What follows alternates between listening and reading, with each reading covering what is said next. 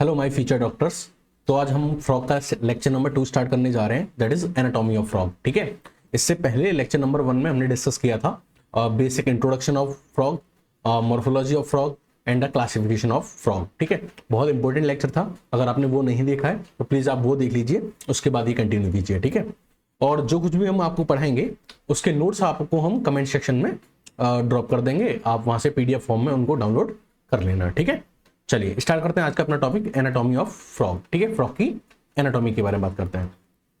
तो एनाटॉमी का क्या मतलब होता है? एनाटॉमी का मतलब होता है बेसिकली इंटरनल स्ट्रक्चर। क्या मतलब होता है? इंटरनल स्ट्रक्चर, यानी हम फ्रॉग के इंटरनल स्ट्रक्चर के बारे में बात करते हैं कि फ्रॉग की अंदर बॉडी में क्या क्या प्रेजेंट है। ठीक है, तो फ्रॉग जो होता है उसके अंदर organ system level of organisation पाई जाती है। क्या पाई जाती है? Organ system level of organisation पाई जाती है। कहने का मतलब ये होगा, मैंने आपको पढ़ा होगा ना, जब आपने एनिमल किंगडम पढ़ा होगा तो किसी के अंदर सेल लेवल पाई जाती है, किसी के अंदर टिश्यू लेवल ऑर्गेनाइजेशन पाई जाती है, किसी के अंदर ऑर्गन लेवल ऑर्गेनाइजेशन पाई जाती है, तो किसी के अंदर organ system level of organisation पाई जाती है। ठीक है, तो जो फ्रॉग है उसके अंदर organ system level of organisation पाई जाती है। कहने का मतलब ये है कि फ्रॉग की बॉडी में बहुत सारे ऑर्गन सिस्टम होंगे, जैसे कि उसकी बॉडी में डाइजेस्टिव सिस्टम होगा, सर्कुलेटरी सिस्टम होगा, रेस्पिरेटरी सिस्टम होगा, नर्वस सिस्टम होगा, एक्सक्रिएटरी, रिप्रोडक्टिव सिस्टम होगा, और इस तरीके से बहुत सारे सिस्टम होंगे। हमें जिनको एक एक करके ब्रीफली हमको क्या करना है, सबको डिस्कस करना है। तो सबसे पहले हम जिस सिस्टम को डिस्क्राइब करने जा रहे हैं दैट इज रेस्पिरेटरी सिस्टम, कि फ्रॉग के अंदर रेस्पिरेटरी सिस्टम कैसे होता है और वो किस तरीके से वर्क करता है। उससे पहले मैं आपको फ्रॉग का फॉर्मेशन दिखा देता हूं एक बार, एक लाइट व्यू, एक स्मॉल व्यू इस बात पे दे देते हैं कि फ्रॉग बनता कैसे है। तो एक मेल फ्रॉग रहा होगा, उसका एक स्पर्म रहा होगा। ठीक है, एक फीमेल फ्रॉग रही होगी, उसका एग रहा होगा, और दोनों में फ्यूजन होता है। ध्यान से सुनिएगा, फ्रॉग के अंदर जो फर्टिलाइजेशन होता है वो एक्सटर्नल होता है, और वो कहां होता है? वाटर के अंदर होता है। तो मेल स्पर्म वाटर में छोड़ देता है, फीमेल एग वाटर में छोड़ देती है, दोनों मिलकर क्या बनाएंगे? जाइगोट। क्या बनाएंगे? जाइगोट। अब जाइगोट जो होता है वो कन्वर्ट होता है टेडपोल लार्वा में। किसमें? टेडपोल लार्वा में। और ये टेडपोल लार्वा भी कहां होगा? वाटर में होगा। जब इस टेडपोल लार्वा में क्या होती है? मेटामॉर्फोसिस। क्या होती है? मेटामॉर्फोसिस। तो ये किस में कन्वर्ट हो जाता है? एडल्ट फ्रॉग में कन्वर्ट हो जाता है। किस में कन्वर्ट हो जाता है? एडल्ट फ्रॉग में कन्वर्ट हो जाता है। ठीक है, तो ये था basic view of life cycle of frog. ठीक है, आप इसको रिमेंबर रखिएगा, ये काफी जगह काम आएगी। क्यों? अब देखो नेक्स्ट चीज में यूज आने वाली है। देखो, जब फ्रॉग अपने इस वाले फेज में होगा, कौन सी फेज में? टेडपोल लार्वा वाली स्टेज में, यानी इस स्टेज में होगा, टेडपोल लार्वा वाली स्टेज में होगा, यहाँ पे इस वाली स्टेज में होगा। तो उस टाइम पे ये रेस्पिरेशन कैसे करेगा? तो उस टाइम पे ये रेस्पिरेशन करेगा किसकी हेल्प से? गिल्स की हेल्प से। किसकी हेल्प से? गिल्स की हेल्प से। और एक बहुत इंपॉर्टेंट नोट आप नोट डाउन कर लीजिए, कॉपी पेन लेके बैठिए। जब भी रेस्पिरेशन गिल्स से होगा तो हम उसको ब्रेकियल रेस्पिरेशन क्या बोलेंगे? क्या बोलेंगे? ब्रेकियल। ध्यान से सुन लो और नोट कर लो, दिमाग में नोट करो कि जब भी रेस्पिरेशन गिल्स से होगा ना, तब उसको हम बोलेंगे ब्रेकियल रेस्पिरेशन। ठीक है, तो ये तो उस वक्त की बात है जब टेडपोल लार्वा कहां रह रहा था? वाटर में रह रहा था। टेडपोल लार्वा वाली स्टेज थी। फ्रॉग किस स्टेज में था? टेडपोल लार्वा वाली स्टेज में था, और वाटर में था, एक्वेटिक हैबिटेट में था। तो उस टाइम पे जब एक्वेटिक हैबिटेट में पानी में है, तब उसके अंदर क्या थे? गिल्स प्रेजेंट थे, और वो गिल्स से सांसें ले रहा था, और इस तरह के रेस्पिरेशन को हम क्या बोलते हैं? ब्रेकियल रेस्पिरेशन कहते हैं। ठीक है, चलो अब मान लीजिए कि फ्रॉग कहां आ जाता है, मतलब जो आपका टेडपोल लार्वा था इसमें मेटामॉर्फोसिस हो जाती है, और मेटामॉर्फोसिस होकर ये किसमें कन्वर्ट हो जाता है? एडल्ट फ्रॉग में कन्वर्ट हो जाता है। तो जब एडल्ट फ्रॉग होता है तो एडल्ट फ्रॉग आपको पता है क्या है? एम्फीबिया है। क्या है? एम्फीबिया है, यानी दोनों जगह रह सकता है, वाटर में भी रह सकता है और लैंड पे भी रह सकता है। तो जब ये एडल्ट फ्रॉग वाटर में होता है तब ये किसकी हेल्प से ब्रीथिंग करता है? किसकी हेल्प से रेस्पिरेशन करता है? तो उस वक्त ये करता है मॉइस्ट स्किन की हेल्प से। किसकी हेल्प से? मॉइस्ट स्किन की हेल्प से। तो मैंने आपको बताया कि एडल्ट फ्रॉग जब कहां होगा? एडल्ट फ्रॉग जब लैंड पे होगा, कहां होगा? जमीन पे होगा, तब वो किससे सांस जब एडल्ट फ्रॉग कहां होगा? वाटर में होगा, तो वाटर में ये किससे सांस लेगा? अपनी स्किन से सांस लेगा। इसकी जो स्किन होती है वो मॉइस्ट स्किन होती है। तो यहां आप देख रहे हैं ये फ्रॉग की स्किन है, तो यहां पे क्या होगा? इस स्किन से ऑक्सीजन और कार्बन डाइऑक्साइड का क्या होगा? एक्सचेंज होगा, और इस एक्सचेंज किसके थ्रू होगा? डिफ्यूजन। किसकी हेल्प से? डिफ्यूजन की हेल्प से। इसकी जो मेम्ब्रेन है, इस फ्रॉग की जो मेम्ब्रेन है यानी स्किन है, क्या है? ये स्किन है, ये डिफ्यूजन मेम्ब्रेन की तरह काम करेगी। किसकी तरह काम करेगी? डिफ्यूजन मेम्ब्रेन की तरह काम करेगी। ठीक है, और ध्यान से सुनना, एक बहुत इंपॉर्टेंट बात है, जब कभी भी रेस्पिरेशन स्किन से होगा तो इस तरह के रेस्पिरेशन को हम बोलते हैं क्यूटेनियस रेस्पिरेशन। क्या बोलते हैं? Cutaneous respiration. तो मैंने आपको क्या बताया कि जब फ्रॉग, एडल्ट फ्रॉग कहां होगा, वाटर में होगा, तब वो किससे सांस लेगा, किससे रेस्पिरेशन करेगा, मॉइस्ट स्किन से रेस्पिरेशन करेगा। और इस तरह के रेस्पिरेशन को हम क्या बोलते हैं, क्यूटेनियस रेस्पिरेशन बोलते हैं। इसमें क्या होता है कि जो फ्रॉग है उसकी जो स्किन होती है वो डिफ्यूजन बाउंड्री की तरह एक्ट करती है। किसकी तरह, डिफ्यूजन बाउंड्री की तरह एक्ट करती है। और इसकी जो स्किन है वहां से क्या होता है, ऑक्सीजन और कार्बन डाइऑक्साइड का क्या होता है, एक्सचेंज होता है। ठीक है, ठीक है। जो वाटर में डिसॉल्व ऑक्सीजन होती है, जो वाटर में डिसॉल्व ऑक्सीजन होती है, उसी का एक्सचेंज होता है। ठीक है, किससे, फ्रॉग की स्किन से। बात समझ में आ गई, इतनी बात समझ में आ गई। अब मान लीजिए कि फ्रॉग जो है वो वाटर में ना होकर कहां आ गया, लैंड पे आ गया। तो जब फ्रॉग लैंड पे आ जाता है तब उसके अंदर 3 प्रोसेस होते हैं रेस्पिरेशन के, या 3 मेथड से वो रेस्पिरेशन कर सकता है। पहला मॉइस्ट स्किन से। तो जब लैंड पे मॉइस्ट स्किन से फ्रॉग आपका रेस्पिरेशन कर रहा है तब उस वक्त इसको हम बोलेंगे क्यूटेनियस रेस्पिरेशन। क्या बोलेंगे, क्यूटेनियस रेस्पिरेशन। ठीक है, कभी भी अगर स्किन से रेस्पिरेशन होता है तो क्या बोलते हैं, क्यूटेनियस रेस्पिरेशन। लेकिन मान लीजिए अब क्या ये कितना परसेंट होता है, 35% ओनली, एक की परसेंटेज दे रखी है। ठीक है, जब फ्रॉग जमीन पे होता है, लैंड पे होता है, तो उसके अंदर 35% ऑफ रेस्पिरेशन किसके थ्रू होता है, मॉइस्ट स्किन के थ्रू होता है। और इसको हम क्यूटेनियस रेस्पिरेशन बोलते हैं। और लंग्स भी इसके फंक्शनल होते हैं, लंग्स से भी रेस्पिरेशन होता है। और जब लंग्स से रेस्पिरेशन होता है तो हम इसको बोलते हैं पल्मोनरी रेस्पिरेशन। क्या बोलते हैं, पल्मोनरी रेस्पिरेशन बोलते हैं। और ये कितना होता है, 56% होता है। और मान लीजिए अगर ये बक्कल कैविटी से हो रहा है, यानी माउथ से हो रहा है, माउथ से भी रेस्पिरेशन करता है, तो जब माउथ से रेस्पिरेशन होता है तब इसको हम बोलते हैं बक्कोफेरेंजियल रेस्पिरेशन। क्या बोलते हैं, बक्कोफेरेंजियल रेस्पिरेशन बोलते हैं। और ये कितना होता है, 9%। तो अगर मान लीजिए कभी सवाल आ जाए कि अगर ऑर्डर के सीक्वेंस में सवाल आ जाए कि रेस्पिरेशन सबसे ज्यादा कहां होगा, तो सबसे ज्यादा कहां होगा, pulmonary, then cutaneous, then buccopharyngeal.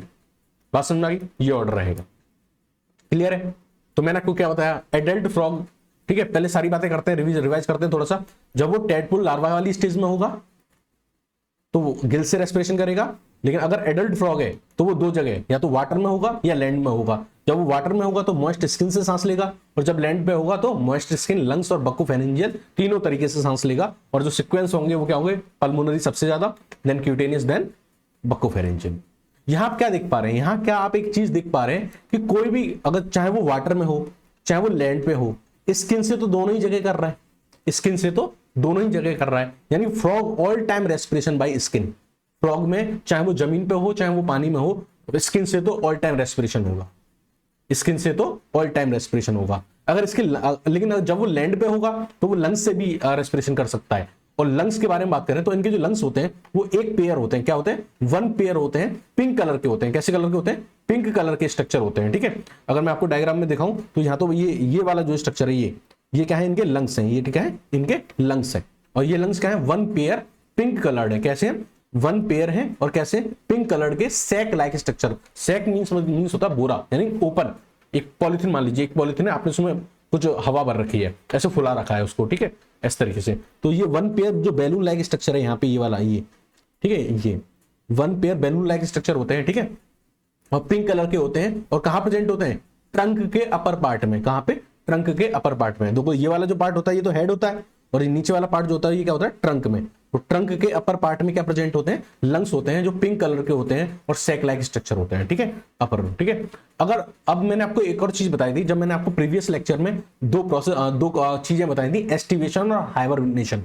ये कब बताया था मैंने आपको बताया था कि जब मान लीजिए आउटसाइड एनवायरमेंट बहुत ज्यादा हार्श हो, बहुत ज्यादा टिपिकल एनवायरमेंट हो, और उस टिपिकल एनवायरमेंट में जब फ्रॉग अपने आप को एडजस्ट नहीं कर पाता है, ठीक है, तो वो समर स्लीप और विंटर स्लीप में चला जाता है। किसमें चला जाता है, समर स्लीप और विंटर स्लीप में चला जाता है। ठीक है, वो थोड़े टाइम के लिए रेस्टिंग फेज में चला जाता है, और उस रेस्टिंग फेज को हम क्या बोलते हैं, aestivation and hibernation, summer sleep और विंटर स्लीप। तो जब वो उस रेस्टिंग फेज में चले जाते हैं तब उनके अंदर रेस्पिरेशन किससे होता है, तो उस टाइम पे जो रेस्पिरेशन उनके अंदर होता है वो किससे होता है, स्किन की हेल्प से होता है। किसकी हेल्प से होता है, स्किन की हेल्प से उस टाइम पे इनके अंदर क्या होता है, रेस्पिरेशन होता है, जब वो एस्टिवेशन और हाइबरनेशन वाली सिचुएशन में होते हैं। इतनी बात समझ में आ गई। अच्छा, एक जनरल पाथवे अगर बात करें कि एयर इनके अंदर कैसे एंटर करती है, तो हम यहां देखें, जो एयर है वो पहले कहां जाती है, इनके नॉस्ट्रिल्स में। ये है आपके नॉस्ट्रिल, नॉस्ट्रिल से कहां जाएगी, बक्कल कैविटी में, या फिर आप कह दीजिए बक्कोफेरेंजियल कैविटी में, बक्कल कैविटी में। फिर यहाँ पे क्या होता है, इनके यहाँ पे बीच में क्या होता है, इनके लिए लैरिंग्स वाला पोर्शन होता है, ठीक है। अगर हम पाथवे देखें तो नॉस्ट्रिल्स, नॉस्ट्रिल से कहाँ जाएगी, बक्कल कैविटी में, बक्कल कैविटी में ये होता है फेरिंग्स वाला पार्ट, यहाँ पे थोड़ा सा बहुत छोटा सा फेरिंग्स, और फेरिंग्स से कहाँ जाती है फिर लंग्स में, ये क्या है इसके लंग्स, ठीक है। तो ये पाथवे होता है, एयर नॉस्ट्रिल, नॉस्ट्रिल से बक्कल कैविटी, बक्कल कैविटी से लैरिंग्स, और लैरिंग्स से लंग्स, ठीक है। ओके, इतनी बात समझ में आ गई। तो ये था about the respiratory system of the frog, ठीक है। अब हम बात करेंगे digestive system of the frog, कि फ्रॉग का डाइजेस्टिव सिस्टम कैसे वर्क करता है और उसमें कौन कौन से कंपोनेंट्स होते हैं। तो अगर हम डाइजेस्टिव सिस्टम की बात करें तो डाइजेस्टिव सिस्टम जो फ्रॉग का होता है वो दो पार्ट्स में डिवाइड करते हैं उसको हम। एक तो बोलते हैं एलिमेंट्री कैनाल, क्या बोलते हैं, एलिमेंट्री कैनाल, और दूसरा हम पार्ट कहते हैं डाइजेस्टिव ग्लैंड, क्या बोलते हैं, डाइजेस्टिव ग्लैंड। तो ये तो मेन पाथवे है, ये तो मेन पार्ट है डाइजेस्टिव सिस्टम का। और ये डाइजेस्टिव ग्लैंड्स वो ग्लैंड्स हैं, मतलब वो ग्लैंड्स हैं जो क्या करेंगे, फूड के डाइजेशन में हेल्प करेंगे, क्या करेंगे, फूड के डाइजेशन में हेल्प करेंगे। तो डाइजेस्टिव ग्लैंड क्या है, वो ग्लैंड है जो क्या करेंगे, फूड के डाइजेशन में हेल्प करेंगे। तो पूरे डाइजेस्टिव सिस्टम को हमने दो पार्ट में डिवाइड कर दिया है, एलिमेंट्री कैनाल, एलिमेंट्री कैनाल यानी पाथवे ऑफ फूड, वो जो फूड का पाथवे बनाएगा, फूड का क्या बनाएगा, एक पाथवे बनाएगा कि फूड जहां जहां ट्रेवल करके जाएगा वो पार्ट क्या होगा, उसकी एलिमेंट्री कैनाल होगी। और डाइजेस्टिव ग्लैंड क्या होंगे, वो ग्लैंड होंगे जो फूड के डाइजेशन में हेल्प करेंगे, कैसे, ठीक है, डाइजेस्टिव जूस सिक्रेट करके, कैसे, डाइजेस्टिव एंजाइम्स सिक्रेट करके, डाइजेस्टिव एंजाइम्स कह दीजिए, डाइजेस्टिव जूस सिक्रेट करके क्या करेंगे, खाने के डाइजेशन में हेल्प करेंगे। एक एक करके बात करते हैं। सबसे पहले बात करते हैं एलिमेंट्री कैनाल की। तो जो एलिमेंट्री कैनाल अगर आप बात करें एडल्ट फ्रॉग में, किसमें, एडल्ट फ्रॉग में, तो वो छोटी होती है। एडल्ट फ्रॉग की अगर आप एलिमेंट्री कैनाल की बात करो तो वो छोटी होती है, क्योंकि जो एडल्ट फ्रॉग होता है वो कार्निवोरस होता है। कैसा होता है, कार्निवोरस होता है। और कार्निवोरस और हर्बीवोरस में अगर आप कंपेयर करो साइज ऑफ एलिमेंट्री कैनाल, तो साइज ऑफ एलिमेंट्री कैनाल की अगर बात करो, साइज ऑफ एलिमेंट्री कैनाल की बात करो तो हर्बीवोरस की ज्यादा होती है कार्निवोरस से। और ये बात कैसे पता चलती है, यहीं से पता चल जाएगी कि जब ये एडल्ट फ्रॉग अपनी टेडपोल लार्वा वाली स्टेज में था, कहां था, टेडपोल लार्वा, मैंने आपको बताया ना पहले टेडपोल लार्वा होता है, उससे मेटामॉर्फोसिस होके क्या बनता है, एडल्ट फ्रॉग बनता है। तब जब ये टेडपोल लार्वा वाली स्टेज में था तब ये कैसा था, हर्बीवोरस था। और उस टाइम पे इसकी जो एलिमेंट्री कैनाल थी वो ज्यादा लॉन्ग थी, यानी इस कंडीशन पे, टेडपोल लार्वा वाली कंडीशन पे जो इंटेस्टाइन का जो साइज था वो ज्यादा था एडल्ट फ्रॉग वाली स्टेज से, क्योंकि इस टाइम पे ये हर्बीवोरस था और यहाँ पे कैसा हो गया था, कार्निवोरस हो गया था, ठीक है। जब ये हर्बीवोरस से कार्निवोरस होता है तो किस ऑर्गन में सबसे ज्यादा चेंज आता है, तो जो उसकी लेंथ ऑफ इंटेस्टाइन थी, क्या थी, लेंथ ऑफ इंटेस्टाइन थी, वो क्या हो जाती है, रिड्यूस हो जाती है। लेंथ ऑफ इंटेस्टाइन क्या हो जाती है, रिड्यूस हो जाती है। अब हम बात करते हैं एलिमेंट्री कैनाल में क्या क्या आता है, क्या क्या कंपोनेंट्स है एलिमेंट्री कैनाल के। तो एलिमेंट्री कैनाल बेसिकली क्या बनाता है, पाथवे ऑफ फूड बनाता है। क्या बनाता है, पाथवे ऑफ फूड बनाता है। फूड के पाथ का जो पाथवे होता है वही यूजुअली क्या करता है, एलिमेंट्री कैनाल को कंस्टिट्यूट करता है। तो पाथवे ऑफ फूड में सबसे पहले क्या आएगा, ऑब्वियसली माउथ आएगा, ठीक है। माउथ के बाद क्या आएगी, बक्कल कैविटी आएगी, ठीक है। बक्कल कैविटी के बाद क्या आएगा, फेरिंग्स आएगा, और फेरिंग्स के बाद क्या आएगी, इजोफेगस आएगी, ठीक है। अब मतलब कोई खाना खाएगा तो कहां, पहले तो यहाँ माउथ में जाएगा, ठीक है, पहले तो ये माउथ है, माउथ में जाएगा, माउथ में कहां जाएगा, इस बक्कल कैविटी में जाएगा, बक्कल कैविटी से फेरिंग्स में जाता है। फेरिंग्स होता है वो कॉमन पाथवे होता है, किसके लिए, एयर के लिए और फूड के लिए, क्या होता है, कॉमन पाथवे होता है। फिर यहां से क्या होगा, पीछे से एक पाइप जा रहा होगा इजोफेगस का, ठीक है, तो उस वाले पाइप में चला जाएगा। तो यहां आप क्या देख पा रहे हैं, तो आप देख रहे हैं पाथवे पार्ट क्या क्या है एलिमेंट्री कैनाल की, माउथ होगा, माउथ के बाद जो ये वाली बक्कल कैविटी होती है ये होगी, इसके बाद फेरिंग्स होगा, कॉमन पाथवे किसके लिए, एयर और फूड के लिए क्या होता है, कॉमन पाथवे होता है। उसके बाद इजोफेगस, तो इजोफेगस आप इस डायग्राम में देख पा रहे हैं, ये क्या है, इसकी ये इजोफेगस है, ये क्या है, इजोफेगस। इजोफेगस क्या होती है, शॉर्ट ट्यूब होती है, क्या होती है, छोटी सी ट्यूब होती है जो किस में जाके खुलती है, स्टमक में जाके खुलती है, किसमें जाके खुलती है, स्टमक में। तो ये क्या है आपका स्टमक, ये क्या है आपका स्टमक है। और स्टमक जो है वो किसमें जाके खुलेगा, स्मॉल इंटेस्टाइन में, किसमें, सॉरी इंटेस्टाइन में, यहाँ स्मॉल और लार्ज नहीं, सिर्फ इंटेस्टाइन, किसमें खुलेगा, इंटेस्टाइन में खुलेगा। और इंटेस्टाइन जाके किसमें खुलेगी, रेक्टम में जाके। तो ये जो थी आपकी ये इंटेस्टाइन थी, और जो आपकी इंटेस्टाइन थी वो कहां जाके खुल रही है, रेक्टम में जाके खुल रही है, ठीक है। और रेक्टम जो होगा वो ओपन होगा किसमें, क्लोइका में, कहां पे, क्लोइका। तो ये मान लीजिए एक जगह है क्लोइका, ठीक है, ये क्या है, क्लोइका। अब तो क्लोइका क्या होता है, क्लोइका जो होता है वो एक कॉमन पैसेज होता है, क्या होता है, कॉमन पैसेज होता है, किसके लिए, ये बहुत इंपॉर्टेंट है, इसको हमेशा याद रखना, नीट में आ भी चुका है कई बार। क्लोइका होता है जो कॉमन पैसेज होता है, किसके लिए, रिप्रोडक्टिव पाथवे के लिए, रिप्रोडक्टिव सेक्रेशन के लिए, आप कह दिए रिप्रोडक्टिव सेक्रेशन के लिए, यूरिन सेक्रेशन के लिए, और आप कह दीजिए फीसिस सेक्रेशन के लिए। यानी अगर जो आपका फीकल मैटर है, यानी जो डाइजेस्टिव वेस्ट है, वो भी इसी रास्ते से निकलेगा, इसी अपर्चर से निकलेगा, इसी अपर्चर से निकल के आएगा। अगर मान लीजिए जो स्पर्म है या एग है वो भी इसी रास्ते से निकल के आएंगे, और मान लीजिए यूरिन है वो भी इसी रास्ते से निकलेगी। यानी चाहे यूरिन निकलनी हो, चाहे स्पर्म या ओवा निकलने हो, चाहे आपका जो फीकल मैटर है, वेस्ट प्रोडक्ट है, वो निकलना हो, ये तीनों के लिए कॉमन पाथवे है। बिल्कुल ऐसे समझो कि ये एक बैग है, ये एक बैग है और इसका ये अपर्चर है। तो ये बैग जो है वो क्लोएका है, वो क्या है, क्लोएका है, और ये क्या है, क्लोइकल अपर्चर है। क्या है, क्लोइकल अपर्चर है।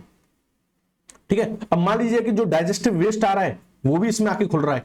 ये क्या है, डाइजेस्टिव वेस्ट आ रहा है वो इसमें आके खुल रहा है, डाइजेस्टिव वेस्ट है ये। ठीक है, फीकल मैटर है, वो भी यहां से निकलेगा। मान लीजिए अगर यूरिन आ रहा है वो भी यहीं ड्रॉप कर दिया जा रहा है, तो यूरिन भी यहीं से निकलेगा, इसी अपर्चर से। और मान लीजिए कि अगर मान लीजिए स्पर्म या एग आ रहा है तो वो भी मान लीजिए यहीं से निकल रहा है। तो ये क्या है, एक तरह से कॉमन, ये कॉमन बैग है, ये कॉमन बैग है और ये कॉमन अपर्चर है तीनों के लिए।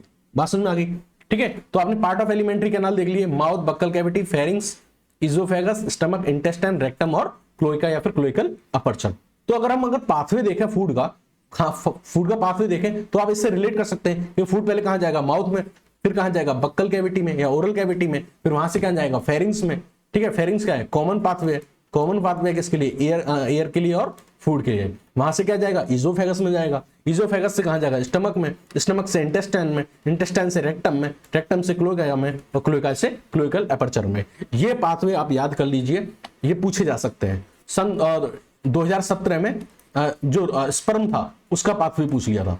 तो मैं आपको सारे पाथवे बता रहा हूं, मैंने पहले आपको एयर का पाथवे बताया था, अब मैं फूड का पाथवे बता रहा हूं, सारे पाथवे बता रहा हूं, किसी का भी आ सकता है, सीक्वेंस में पूछ लेगा, ऐसे करके पहले माउथ रख देगा, फिर इजोफेगस रख देगा, फिर बक्कल कैविटी रख देगा। तो ऐसे बहुत सारे गलत रास्ते लिख देगा, उसमें से एक सही रहेगा, जो सही वाला होगा वो आपको चूज करना है। ठीक है, बात समझ में आ गई। तो ये था कि पाथवे क्या होगा। अब हम बात करते हैं मैकेनिज्म ऑफ डाइजेशन, कि फूड कैसे डाइजेस्ट होता है, उस पर आ जाते हैं। कि तो फूड जो होता है वो बेसिकली क्या होता है, पहले कैप्चर किया जाएगा, पहले फूड क्या किया जाएगा, एंगल्फ किया जाएगा। अब एंगल्फ कैसे किया जाएगा वो समझिए, कि जो आपका टंग होती है फ्रॉग की, वो बाइलोब्ड होती है। मैंने प्रीवियस वाले लेक्चर में भी समझाया था। जैसे मान लो ये मेरा हाथ है, ठीक है, इसमें ये दो लोब है। पहले अभी देखो यहां तक वाला जो पार्ट है ये एक लोब है, और जिससे ऊपर वाला पार्ट दो लोब है। यानी जहां से मेरी फिंगर से स्टार्ट हो रही है, जहां से मेरी फिंगर से स्टार्ट हो रही है वो तो ऊपर, उससे ऊपर वाला पार्ट एक लोब, और जहां से नीचे, फिंगर से नीचे वाला पार्ट दूसरा लोब। तो ये बिल्कुल भी इस तरीके से फोल्डेड होता है। क्या होता है, फोल्डेड होती है इनकी टंग। जैसे कोई इंसेक्ट इनको खाना होता है, ये इस टंग को ऐसे खोलते हैं, उससे कैप्चर करते हैं और फिर वापस ऐसे करके बंद कर लेते हैं। तो बेसिकली क्या होता है, इस तरीके का फोल्ड होता है इनकी टंग में, इस तरीके का फोल्ड। मतलब मान लीजिए इस तरीके से कोई भी, अगर मान लो इनको कुछ खाना है, उसको यहां रखेंगे, फिर एकदम इस तरीके से फोल्ड कर लेंगे इसको, इस तरीके से क्या कर लेंगे, बंद कर लेंगे।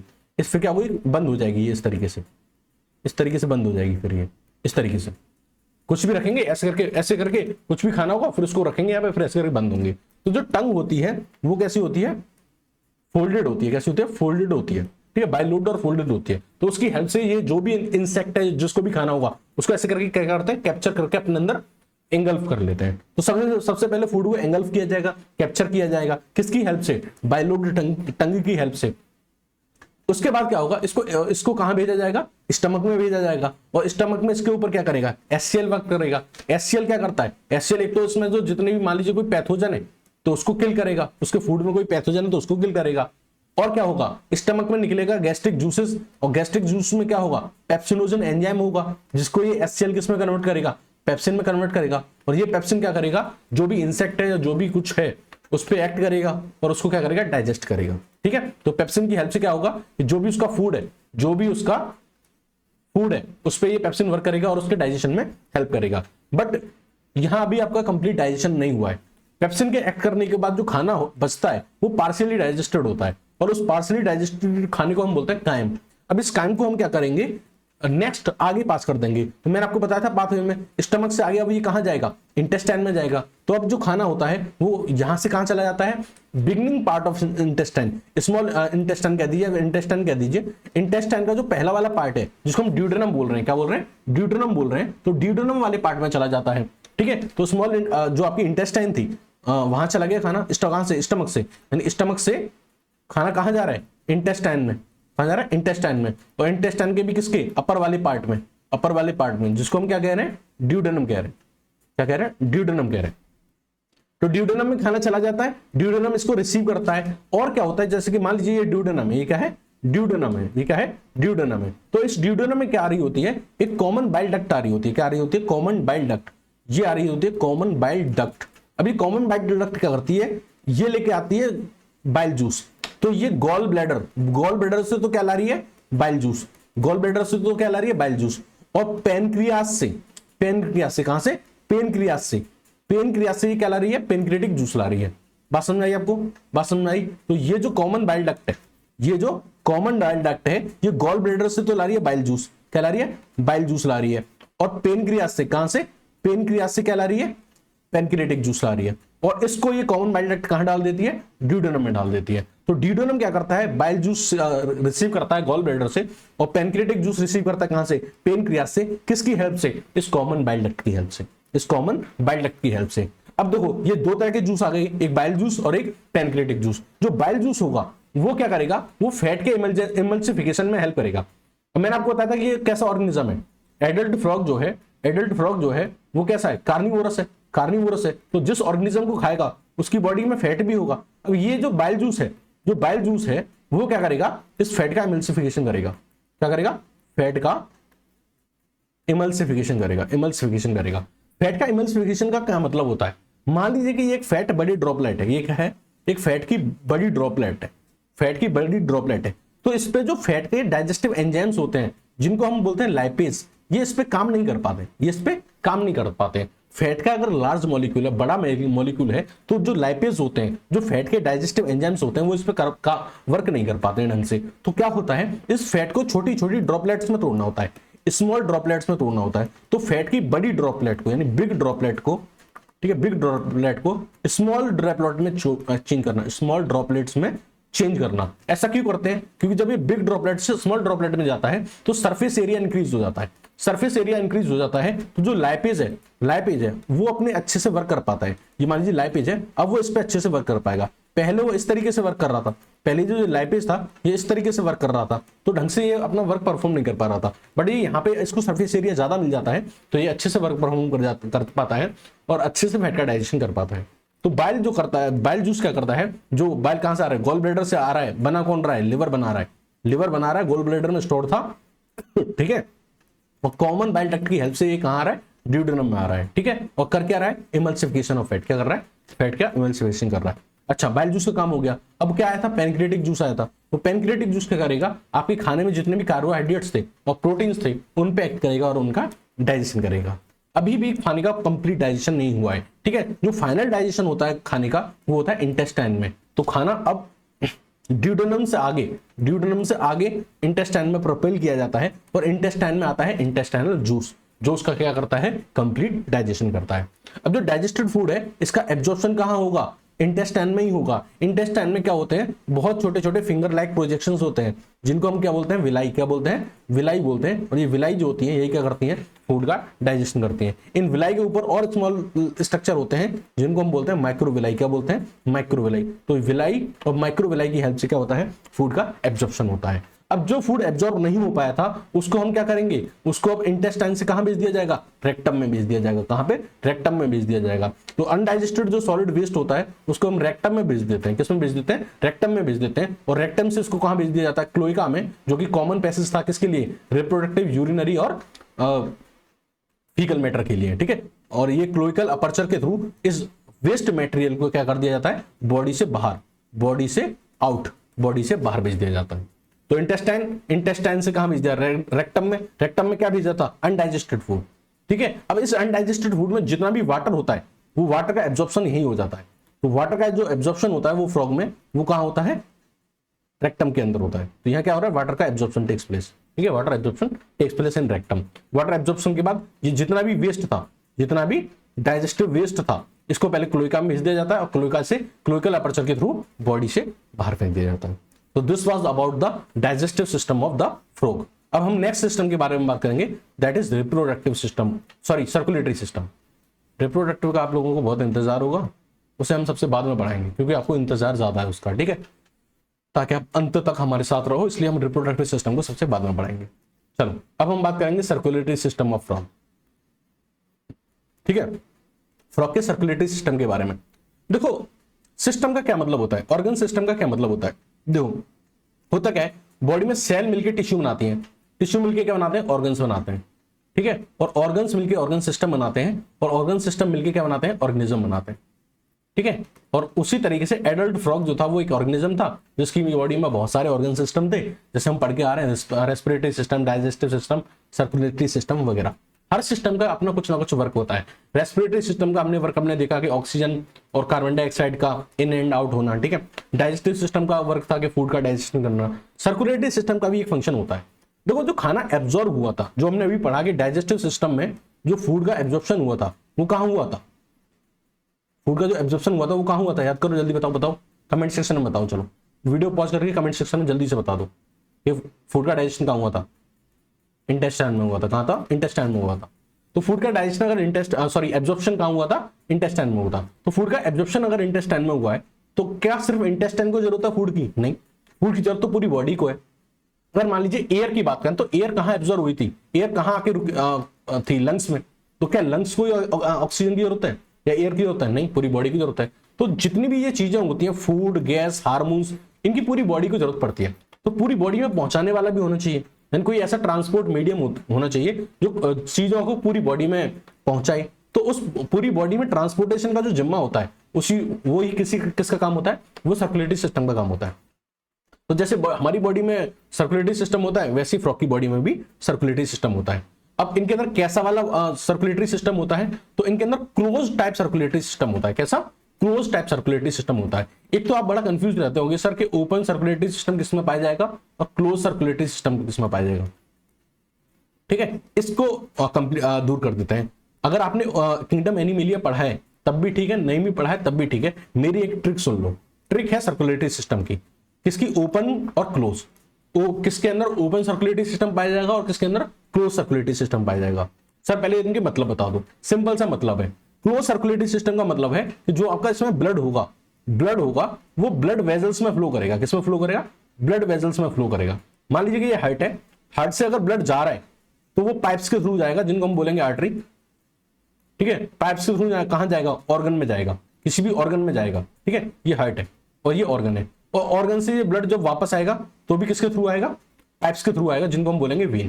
क्या बोलेंगे, वेन बोलेंगे। तो क्लोज सर्कुलेटरी सिस्टम में क्या होता है, जो ब्लड फ्लो करता है वो किसमें करता है, ब्लड वेजल्स में फ्लो करता है जिनको हम आर्टरी या फिर वेन कहते हैं।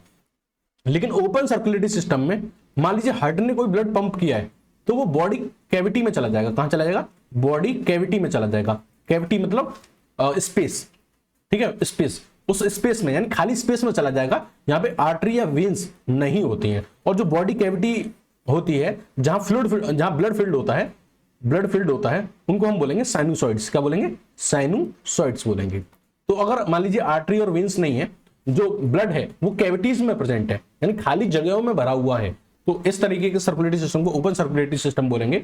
और जो ब्लड फील्ड कैविटी होगी उसको साइनोसॉइड्स बोलेंगे, ठीक है। तो ये थे दो तरह के सर्कुलेटरी सिस्टम। ओपन किसके अंदर पाया जाएगा और क्लोज किसके अंदर पाया जाएगा, इसकी एक ट्रिक है, ठीक है। ट्रिक याद करो, हेमा। क्या नाम है, हेमा। हेमा मतलब HEMA। हेमा में पाया जाएगा ओपन। कैसा पाएगा, ओपन। हेमा एक लड़की का नाम है, ठीक है, हेमा एक लड़के का नाम है। तो हेमा के अंदर क्या पाया जाएगा, ओपन सर्कुलेटरी सिस्टम पाया जाएगा। हेमा में H मींस होता है हेमिकॉर्डेटा, E मतलब इकानोडर्मिटा, M मतलब मोलस्का और A फॉर आर्थ्रोपोडा। तो हेमा में क्या पाया जाएगा, ओपन सर्कुलेटरी सिस्टम पाया जाएगा। अच्छा, क्लोज सर्कुलेटरी सिस्टम किसमें पाया जाएगा, ये वाला क्लोज सर्कुलेटरी सिस्टम। तो क्लोज सर्कुलेटरी सिस्टम के लिए ट्रिक याद कीजिए, अंकिता चोर। अंकिता भी एक लड़की है और कैसी है, चोर है। तो अंकिता मींस होता है एनेलिडा और चोर मतलब होता है कॉर्डेटा। तो एनेलिडा में और कॉर्डेटा में कैसा पाया जाएगा, क्लोज सर्कुलेटरी सिस्टम पाया जाएगा। और आपको पता है कि आपका जो फ्रॉग है वो किस में आता है, कॉर्डेटा में आता है। तो आपके फ्रॉग के अंदर कौन सा सर्कुलेटरी सिस्टम पाया जाएगा, क्लोज सर्कुलेटरी सिस्टम। समझ आएगी बात। तो अब आप इजीली आइडेंटिफाई कर लेंगे कि किसके अंदर क्या पाया जाएगा। चलो, तो मैंने आपको बताया था कि जो सर्कुलेटरी सिस्टम का ही दूसरा नाम है वस्कुलेटरी सिस्टम। कौन सा, वस्कुलर सिस्टम। कौन सा, वस्कुलर। या तो वस्कुलर कह दीजिए या फिर सर्कुलेटरी कह दीजिए, बात एक ही है। तो आप वस्कुलर सिस्टम की बात करें या सर्कुलेटरी सिस्टम की बात करें तो ये फ्रॉग में जो होता है वो वेल डेवलप्ड होता है और क्लोज्ड टाइप का होता है, जिसमें जो ब्लड होगा वो किसके थ्रू फ्लो करेगा, ब्लड वेजल्स के थ्रू फ्लो करेगा, यानी आर्टरी और वेन्स के थ्रू फ्लो करेगा। अब सर्कुलेटरी सिस्टम है, और सिस्टम किससे मिलकर बना होता है? ऑर्गन से। तो वो कौन कौन से ऑर्गन है जो सर्कुलेटरी सिस्टम में पाए जाएंगे? वो है हार्ट होता है, ब्लड वेजल्स होती हैं और ब्लड होता है। तो ये सारी 3 चीजें हैं जो मिलकर क्या बनाएंगी? सर्कुलेटरी सिस्टम बनाएंगी। इन तीनों के बारे में हम डिटेल में एक एक करके पढ़ेंगे। चलो, सर्कुलेटरी सिस्टम के अलावा फ्रॉग में एक और सिस्टम पाया जाता है जो इस सर्कुलेटरी सिस्टम का ही छोटा भाई होता है, जिसको हम बोलते हैं लिम्फेटिक सिस्टम। क्या बोलते हैं? लिम्फेटिक सिस्टम बोलते हैं, ठीक है। और लिम्फेटिक सिस्टम पाया जाएगा, इसका मतलब इसके अंदर लिम्फ भी पाया जाएगा, लिम्फ वेजल्स भी पाए जाएंगे और लिम्फ नोड भी पाए जाएंगे। देखो होता क्या है, लिम्फ क्या होता है? बेसिकली देखो, लिम्फ जो होता है वो होता है टिश्यू फ्लूइड। क्या होता है? टिश्यू फ्लूइड होता है।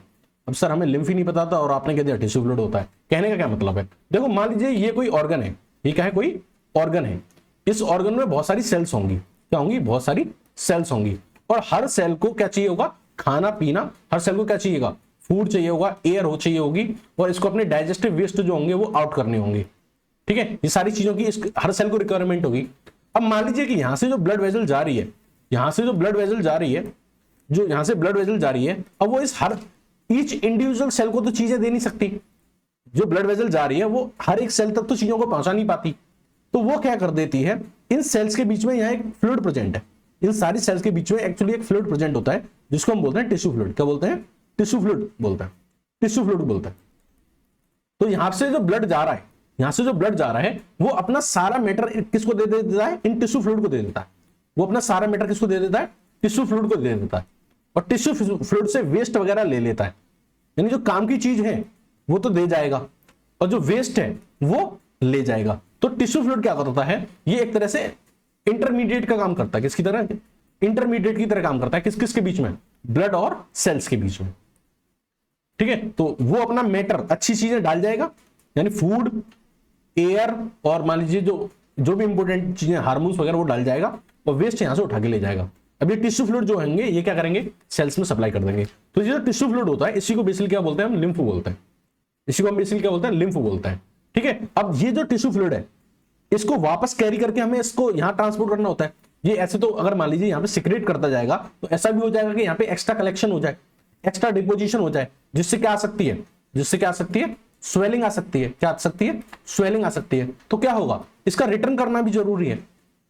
ये जो इतना सारा कंटेंट है, ये जो इतना सारा कंटेंट है, इसको रिटर्न करना जरूरी है। तो इसको रिटर्न किया जाएगा। तो वो रिटर्न किसके थ्रू हेल्प से किया जाता है? लिम्फ वेजल की हेल्प से। किसकी हेल्प से? लिम्फ वेजल की हेल्प से। तो इस तरीके से लिम्फ भी होता है, लिम्फ वेजल भी होती है और लिम्फ नोड भी होता है। अच्छा, इस लिम्फेटिक सिस्टम का क्या फंक्शन होता है?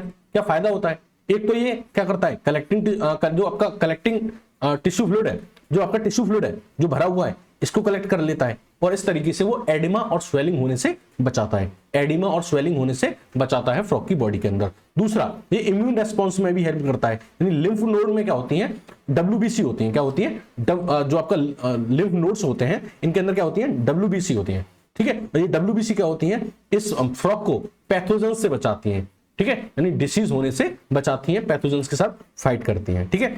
और इस लिम्फेटिक सिस्टम का काम क्या होता है? ये बहुत सारे सब्सटेंसेस का या वेस्ट प्रोडक्ट के रिमूवल में हेल्प करता है, ठीक है। ये मैंने आपको बताया था ना, ये जो टिश्यू फ्लूइड है ये यहां जमा होता रहेगा, इसको लिम्फ वेजल्स के थ्रू वापस डाल दिया जाएगा, ठीक है। मान लीजिए कोई चीजें यहां से वापस नहीं गई हैं तो वो इस लिम्फ वेजल के थ्रू वापस कहां डाल दी जाएंगी? इस ब्लड में डाल दी जाएंगी, ठीक है।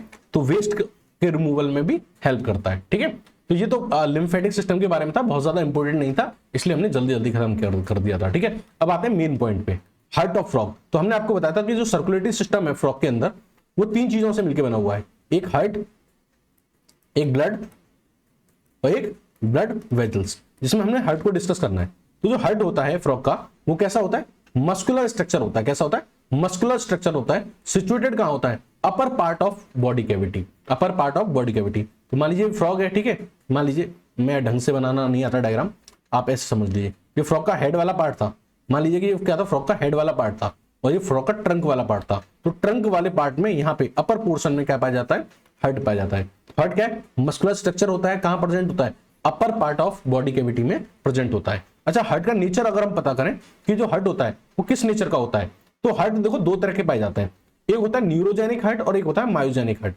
तो जो फ्रॉग के अंदर जो हार्ट होता है वो कैसा होता है? मायोजेनिक हार्ट पाया जाता है। फ्रॉग के अंदर कैसा हार्ट पाया जाता है? Myogenic heart. देखो मायोजेनिक हार्ट का क्या मतलब होता है वो समझिए। तो दो तरह के हार्ट होते हैं, एक होते हैं न्यूरोजेनिक हार्ट और एक होता है मायोजेनिक हार्ट। वो हार्ट जो खुद से बीट कर सकता हो, सेल्फ बीटिंग, जिसके अंदर कैपेसिटी हो कि वो खुद बीट कर सकता हो, उसको हम बोलते हैं मायोजेनिक हार्ट। लेकिन अगर जिसको बीट करने के लिए नर्वस सिस्टम से कमांड चाहिए, किससे? नर्वस सिस्टम से कमांड चाहिए, तो उसको बोलते हैं हम न्यूरोजेनिक हार्ट। क्या बोलते हैं? Neurogenic heart. तो जो बीट खुद जनरेट कर सकता हो उसको बोलते हैं मायोजेनिक हार्ट। तो फ्रॉग के अंदर कौन सा हार्ट पाया जाएगा?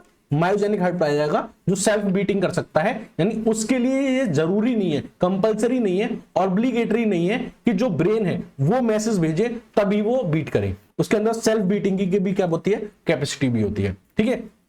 अगर मैं बात करूं चैम्बर की, तो फ्रॉग के हेड में 3 चैम्बर होते हैं, 2 एट्रिया होते हैं और एक वेंट्रिकल होता है। तो ऊपर आप ये देख रहे हैं 2 एट्रिया और ये नीचे क्या है? एक वेंट्रिकल। तो इसलिए मान लीजिए ये 2 एट्रिया और ये एक वेंट्रिकल। तो ये एट्रिया और ये वेंट्रिकल, 3 चैम्बर होते हैं, 2 एट्रिया और एक वेंट्रिकल। और जो हार्ट जो होता है ये मेम्ब्रेन से कवर्ड होता है, जिसको हम बोलते हैं पेरिकार्डियम। क्या बोलते हैं?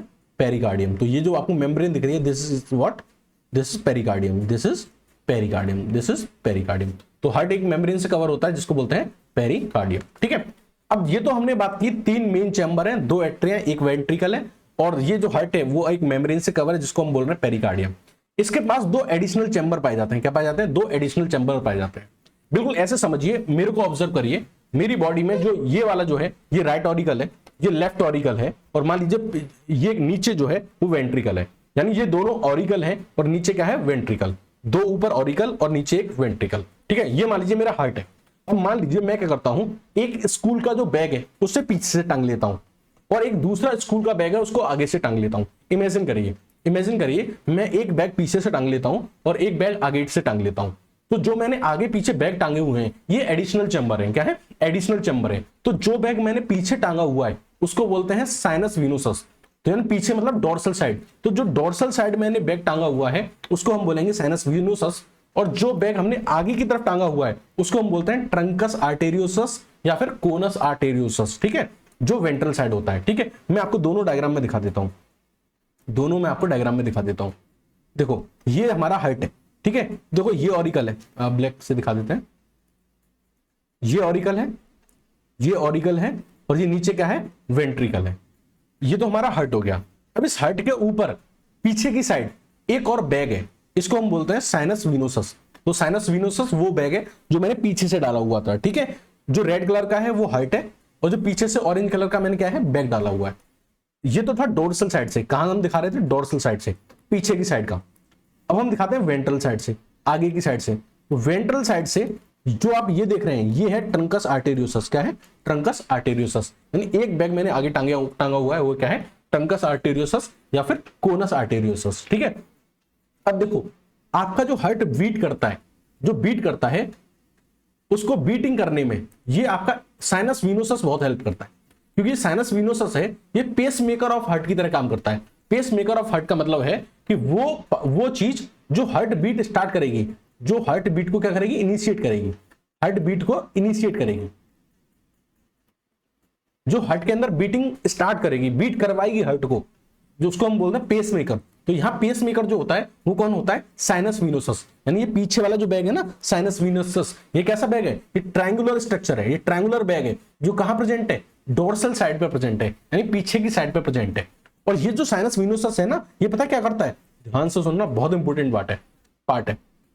जो आपकी पूरी बॉडी से ब्लड आता है, आपकी पूरी बॉडी से ब्लड किसके थ्रू आएगा? सुपेरियर वीना कावा और इंफीरियर वीना कावा। ये क्या है? वेन्स है। ये क्या है? वेन्स है जो आपकी पूरी बॉडी से ब्लड कलेक्ट करके लाई है। क्या कर रही है? पूरी बॉडी से क्या करके लेके आई है? ब्लड कलेक्ट करके लेके आई है। कैसा ब्लड? Deoxygenated blood. कैसा ब्लड? Deoxygenated blood. तो आपकी बॉडी जो फ्रॉग की बॉडी, नॉट आपकी बॉडी। तो मान लीजिए आप फ्रॉग हैं, आप ये मान लीजिए आप ही फ्रॉग हैं, तो फ्रॉग की जो ऊपर वाली बॉडी है, अपर बॉडी है, वहां से तो ये सुपेरियर वीना कावा लेके आ गई है। क्या लेके आई है? सुपेरियर वीना कावा। ये क्या है? वेन्स है। क्या है? वेन्स है। और कैसा ब्लड ला रही है? डीऑक्सीजनेटेड ब्लड लेके आ रही है। ठीक है। और जो आपकी बॉडी के नीचे वाला पार्ट है उससे कौन लेके आ रहा है? फ्रॉग की जो नीचे वाली बॉडी का पार्ट है उससे कौन लेके आ रहा है? इंफीरियर वीना कावा। तो इंफीरियर वीना कावा ऐसे करके ले जा रही है। तो पूरी बॉडी से डीऑक्सीजनेटेड ब्लड सुपेरियर वीना कावा और इंफीरियर वीना कावा के थ्रू कहां आ जाता है, साइनस विनोसस में आ जाता है। कहां आ जाता है, साइनस विनोसस में आ जाता है। अब ये जो साइनस विनोसस है ना, इसके संबंध किससे हैं, इसके संबंध हैं इस एट्रियम से। किससे, एट्रियम से। देखो हम दिखाते हैं आपको इसके संबंध। इसके संबंध किससे हैं, एट्रियम से। तो ये क्या करेगा, इस ब्लड को कहां डाल देगा, राइट एट्रियम में। कहां, राइट एट्रियम में। यानी ये साइनस विनोसस है, इसके कनेक्शन किससे हैं, राइट ऑरिकल से। किससे हैं, राइट ऑरिकल से। जो ब्लड ये आया था पूरी बॉडी से, ये कहां आया था, साइनस विनोसस में, और साइनस विनोसस से ये कहां चला गया, राइट ऑरिकल में। तो मैं क्या कह रहा हूं कि सुपीरियर वीना कावा और इंफीरियर वीना कावा आपकी पूरी बॉडी से डीऑक्सीजनेटेड ब्लड, डीओबी मतलब डीऑक्सीजनेटेड ब्लड लाती हैं आपकी पूरी बॉडी से, और पूरी बॉडी से ब्लड डाल के लाके कहां डाल देती हैं, इस साइनस विनोसस में डाल देती हैं, इस साइनस विनोसस में डाल देती हैं। और यहां से ये साइनस विनोसस से ये ब्लड कहां चला जाता है, इस राइट ऑरिकल में। इस राइट ऑरिकल में कहां चला जाता है, राइट ऑरिकल में। इसलिए आपकी एनसीईआरटी की लाइन कहती है, इसलिए आपकी एनसीईआरटी लाइन कहती है कि sinus venosus join right ventricle. इसलिए एनसीईआरटी की लाइन क्या कहती है, sinus venosus join right ventricle. ये एनसीईआरटी की लाइन है और इंपोर्टेंट लाइन है, ठीक है, इसको ध्यान दीजिएगा। कि साइनस विनोसस जो होती है वो किसको ज्वाइन करती है, राइट ऑरिकल को ज्वाइन करती है। समझ में आ गई कैसे ज्वाइन करती है। यहां से ये ब्लड जो था वो कहां डाल दिया जाएगा, सॉरी यस, तो ये कहां डाल दिया जाएगा, साइनस विनोसस से ब्लड कहां डाल दिया जाएगा, राइट ऑरिकल में डाल दिया जाएगा। यहां इन दोनों के बीच में कनेक्शन होता है, ठीक है। इस चीज को और अच्छे से समझेंगे नेक्स्ट डायग्राम में। समझ में आ गया, दोनों एडिशनल चैम्बर समझ में आ गए, साइनस विनोसस और ट्रंकस आर्टेरियोसस। थोड़ा और डिटेल में चलते हैं। अब मैं आपको एग्जैक्टली फील कराता हूं कि जो फ्लो होता है, यानी कि फ्रॉग के अंदर सर्कुलेटरी सिस्टम को फ्लो कराते हैं, एक जनरल पाथवे बताते हैं आपको, ठीक है। थोड़ा सा सिस्टम हैंग कर रहा है, सिस्टम हैंग, चलो आगे चलते हैं, एक मिनट।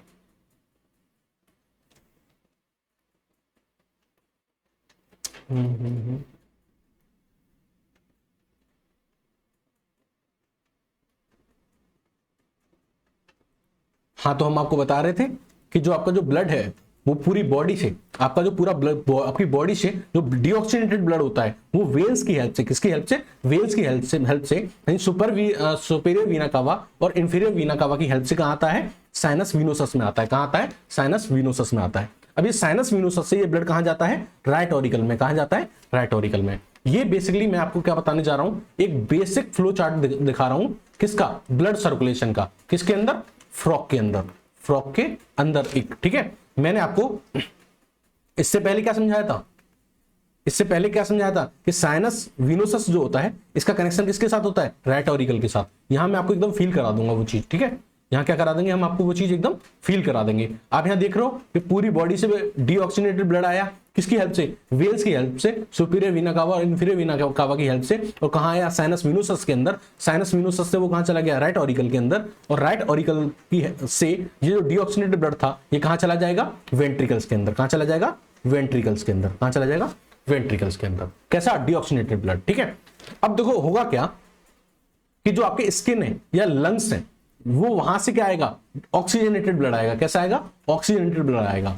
जो आपकी स्किन है या लंग्स है या गिल्स है, ठीक है, यहां से क्या आएगा, ऑक्सीजनेटेड ब्लड आएगा। और ऑक्सीजनेटेड ब्लड वेल्स की हेल्प से कहां आएगा, आपके लेफ्ट ऑरिकल में। कहां आएगा, लेफ्ट ऑरिकल में। और लेफ्ट ऑरिकल से ये कहां जाएगा, फिर वेंट्रिकल में। तो देखो इस साइड से तो आ रहा है ऑक्सीजनेटेड ब्लड, कैसा, ऑक्सीजनेटेड ब्लड। और इस साइड से क्या आ रहा है, डीऑक्सीजनेटेड ब्लड। तो एक साइड से तो आ रहा है ऑक्सीजनेटेड ब्लड और दूसरी साइड से कैसा आ रहा है, डीऑक्सीजनेटेड ब्लड। और ये दोनों जाके मिक्स कहां कर रहे हैं, वेंट्रिकल में। दोनों जाके मिक्स कहां हो रहे हैं, वेंट्रिकल में। यानी डीऑक्सीजनेटेड ब्लड और ऑक्सीजनेटेड ब्लड दोनों जाके मिक्स कहां हो रहे हैं, वेंट्रिकल में। इसलिए हम कहते हैं कि वेंट्रिकल में कैसा ब्लड होता है, मिक्स्ड ब्लड होता है। कहां होता है, मिक्स्ड ब्लड होता है। अब ये जो ब्लड है ये यहां से, ये जो मिक्स्ड ब्लड है ये इस वेंट्रिकल से पंप किया जाता है। कहां किया जाता है, वेंट्रिकल से पंप किया जाता है। और जब ये वेंट्रिकल से पंप किया जाता है तो फिर ये पंप होके जाता है आगे वाले बैग में।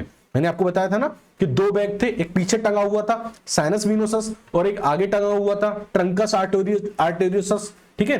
तो ये क्या है, ट्रंकस आर्टेरियोसस, या फिर इसको हम बोलते थे कॉनस आर्टेरियोसस, ठीक है।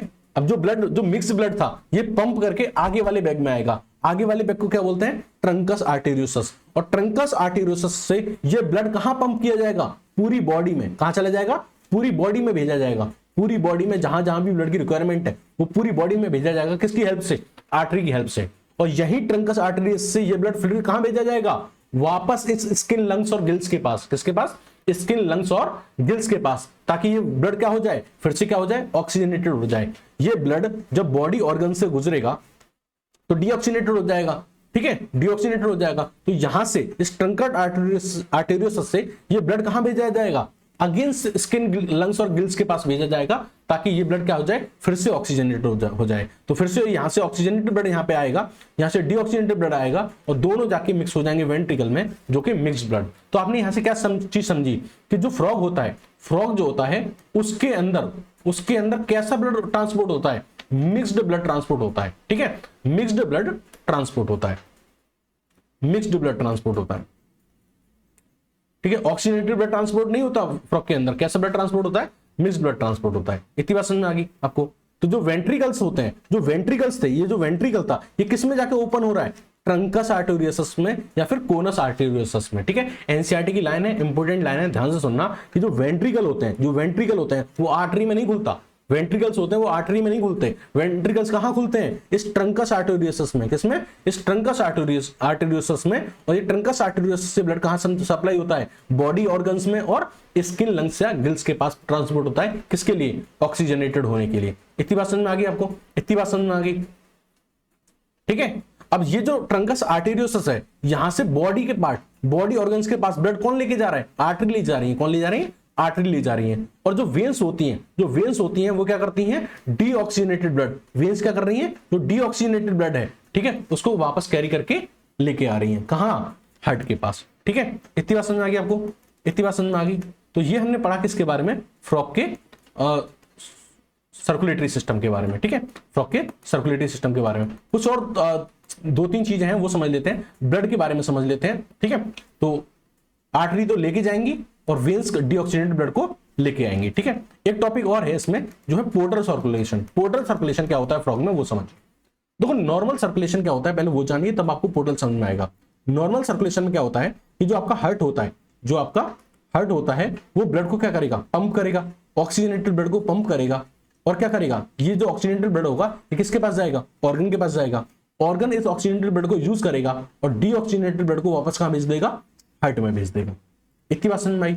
ये था नॉर्मल सर्कुलेशन, यानी ये हार्ट था, इसने ऑक्सीजनेटेड ब्लड पंप किया, वो किसके पास चला गया, ऑर्गन के पास। ऑर्गन ने इसको यूज किया और यूज करके इसको क्या कर दिया, डीऑक्सीजनेट कर दिया। तो ये डीऑक्सीजनेटेड ब्लड वापस इसके पास आ गया, हार्ट के पास।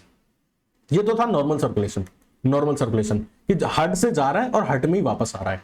लेकिन अगर ऐसा हो, हार्ट से ऑर्गन में तो जा रहा है लेकिन ऑर्गन से वापस डायरेक्टली हार्ट में नहीं आ रहा है, तो इसको हम बोलेंगे पोर्टल सर्कुलेशन। पोर्टल सर्कुलेशन में क्या होता है कि हार्ट किसी एक ऑर्गन को ऑक्सीजनेटेड ब्लड भेजता है। मान लीजिए ऑर्गन 1 है इंटेस्टाइन, इसको इस हार्ट ने ऑक्सीजनेटेड ब्लड भेजा, लेकिन इस इंटेस्टाइन ने ये ब्लड वापस हार्ट को नहीं लौटाया। इसने ये ब्लड किसको दे दिया, ये डीऑक्सीजनेटेड ब्लड जो उससे निकलने हार्ट को जाने वाला था, वो हार्ट को ना जाके किसको जा रहा है, लिवर को जा रहा है। हालांकि करना क्या चाहिए था, ये ब्लड वापस हार्ट को लौटाना चाहिए था इंटेस्टाइन को, लेकिन अगर इंटेस्टाइन इसको वापस न लौटा के ये वाला जो ब्लड है, ये जो आपका डीऑक्सीजनेटेड ब्लड है, किसको दे रही है, लिवर को दे रही है, और फिर लिवर से होके ये ब्लड अब हार्ट के पास जा रहा है। तो इस तरीके के सर्कुलेशन को हम बोलते हैं पोर्टल सर्कुलेशन। तो पोर्टल सर्कुलेशन में ये वाला पाथवे है, ये वाला जो पाथवे है, इसको हम बोलते हैं portal circulation between two organs, ठीक है। बिटवीन टू ऑर्गन्स वाला जो पाथवे है, इसको हम बोलते हैं पोर्टल सर्कुलेशन। क्या बोलते हैं, पोर्टल सर्कुलेशन। यानी कि when organ do not return deoxygenated blood, जब ऑर्गन डीऑक्सीजनेटेड ब्लड को ना लौटाई, यानी इंटेस्टाइन ये वापस नहीं लौटा रही है इसको, ठीक है, डायरेक्टली नहीं लौटा रही है, बट किसके थ्रू लौटा रही है, एक इंटरमीडिएट ऑर्गन के थ्रू, यानी लिवर के थ्रू उस ब्लड को लौटा रही है। तो इस तरह के सर्कुलेशन को हम क्या बोलते हैं, पोर्टल सर्कुलेशन बोलते हैं। तो बेसिकली आपके जो फ्रॉग होता है उसमें दो तरह के पोर्टल सर्कुलेशन पाए जाते हैं। एक तो पाया जाता है हेपेटिक पोर्टल सिस्टम और एक पाया जाता है रीनल पोर्टल सिस्टम। तो हेपेटिक पोर्टल सिस्टम में क्या होता है, इसमें जो हार्ट होता है वो ब्लड भेजता है किसको, इंटेस्टाइन को, और इंटेस्टाइन इसको डायरेक्टली वापस नहीं करती है। इंटेस्टाइन इसको किसके पास भेज देती है, लिवर के पास भेज देती है। किसके पास भेज देती है, लिवर के पास भेज देती है। इंटेस्टाइन इसको लिवर के पास भेज देती है और लिवर से तब ये हार्ट में वापस होता है। तो अगर लिवर के थ्रू रिटर्न आ रहा है तो उसको हम बोलते हैं हेपेटिक पोर्टल सिस्टम। क्या बोलते हैं, हेपेटिक पोर्टल सिस्टम बोलते हैं। अब मान लीजिए एक दूसरे तरह का पोर्टल सिस्टम पाया जाता है फ्रॉग के अंदर। हार्ट मान लीजिए लोअर लिम्स को दे रहा है ब्लड, हार्ट किसको ब्लड दे रहा है, लोअर लिम्स को। हार्ट किसको ब्लड दे रहा है? लोअर लिम्स को ब्लड दे रहा है। अब ये लोअर लिम्स को इसको वापस लौटाना था, लेकिन लोअर लिम अगर इसको वापस नहीं लौटाते हैं और लोअर लिम्स इस ब्लड को पहले किडनी को दे देते हैं, किडनी से तब ये हार्ट में जाता है। तो यह किडनी एक इंटरमीडिएट ऑर्गन की तरह वर्क कर रहा है। ये ब्लड डायरेक्टली वापस नहीं आ रहा है हार्ट पे, ये किडनी के थ्रू वापस आ रहा है, ठीक है। तो क्योंकि यहाँ किडनी को ही क्या बोलते हैं हम? रिनाल बोलते हैं। क्या बोलते हैं? रिनाल बोलते हैं। तो क्योंकि किडनी इंटरमीडिएट ऑर्गन है, तो इस तरह के हम पोर्टल सिस्टम को क्या बोलते हैं? रिनाल पोर्टल सिस्टम बोलते हैं। क्या बोलते हैं? रिनाल पोर्टल सिस्टम बोलते हैं। अब हम बात करते हैं ब्लड के बारे में, ठीक है। अब हम बात करते हैं ब्लड के बारे में। तो हम बात करते हैं फ्रॉग के ब्लड के बारे में। तो फ्रॉग का जो ब्लड होता है उसमें दो कंपोनेंट होते हैं, एक होता है प्लाज्मा और एक होते हैं ब्लड सेल्स, ठीक है। जो ब्लड सेल्स होते हैं वो तीन तरह की होती हैं, आरबीसी, डब्ल्यूबीसी और प्लेटलेट्स। जो आरबीसी होती हैं वो न्यूक्लिएटेड होती हैं। ये इंपॉर्टेंट बात है, आप ध्यान से सुनिएगा। आरबीसी यहाँ कैसी होती है? न्यूक्लिएटेड होती है। हमारे अंदर नॉन न्यूक्लिएटेड आरबीसी पाई जाती है, बट फ्रॉग के अंदर न्यूक्लिएटेड आरबीसी पाई जाती है, ठीक है। और न्यूक्लिएटेड होती है और कैसी होती है? बाई कॉन्वेक्स या फिर ओवल शेप की होती है। और इनके पास हीमोग्लोबिन भी होता है, और हीमोग्लोबिन भी कैसा होता है? रेड कलर का पिगमेंट होता है, ठीक है।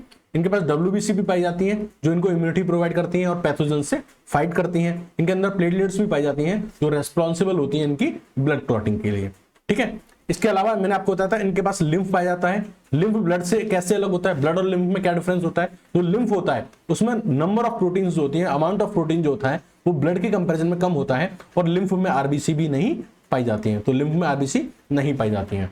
जो ब्लड होता है आपका, ब्लड का जो फंक्शन है वो क्या होता है कि फूड, गैसेस और हार्मोन्स को पहुंचाए, ठीक है, और जो वेस्ट प्रोडक्ट है उसको वापस लेके आए, ठीक है। और जो ब्लड जो होता है ये पूरी बॉडी में कैसे फ्लो कर पाता है? हार्ट की हेल्प से। जो हार्ट होता है उसको पंप करता रहता है, जिसकी हेल्प से वो पूरी बॉडी में सप्लाई करता रहता है। ओके, इतनी बात समझ में आ गई? इतनी बात समझ में आ गई आपको? So this was all about the digestive, respiratory and circulatory system of the frog. अगर आपको पूरे लेक्चर के दौरान कहीं कोई डाउट आया हो तो आप कमेंट सेक्शन में पूछ लीजिएगा। Thank you and have a nice day.